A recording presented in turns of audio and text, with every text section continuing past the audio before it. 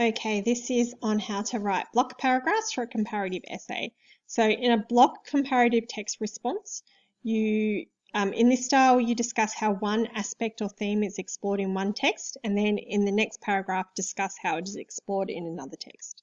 Example structure would be introduction, body paragraph 1, you talk about the theme and aspect in text 1, the same thing in text B, then repeat on the second theme for text 2, and then again for text B. All right, then conclusion. So body paragraphs on one text. So we follow this basic teal structure with a little few adjustments for the comparative part of it.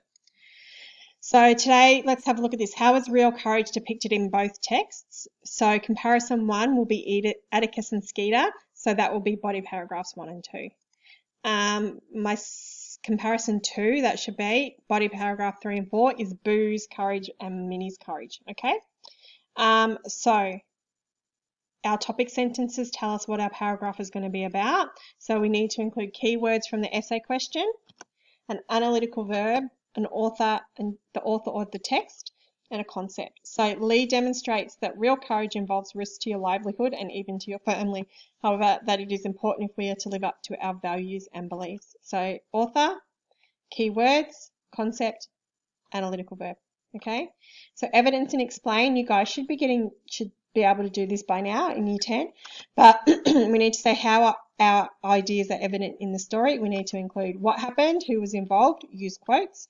When in the story did it happen? Why is this moment important? What does it show? Okay, when we give evidence and explain, we should layer it. Let me show you. So that's an example here. So we have the what, the when, and the why. Okay, link sentences. They finish off our paragraph. We need to include keywords from the essay question, a concept, or how it relates to our theme.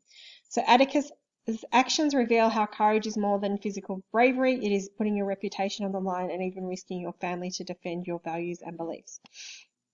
So keywords and a concept. Okay, so that's how that looks in a paragraph.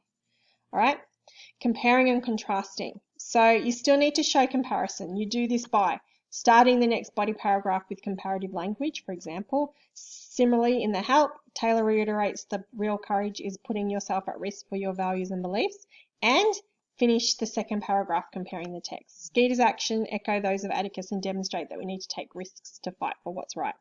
Don't forget, I forgot to include the keywords in there. That's my mistake. All right, and that's what that looks like in a body paragraph. And that's it.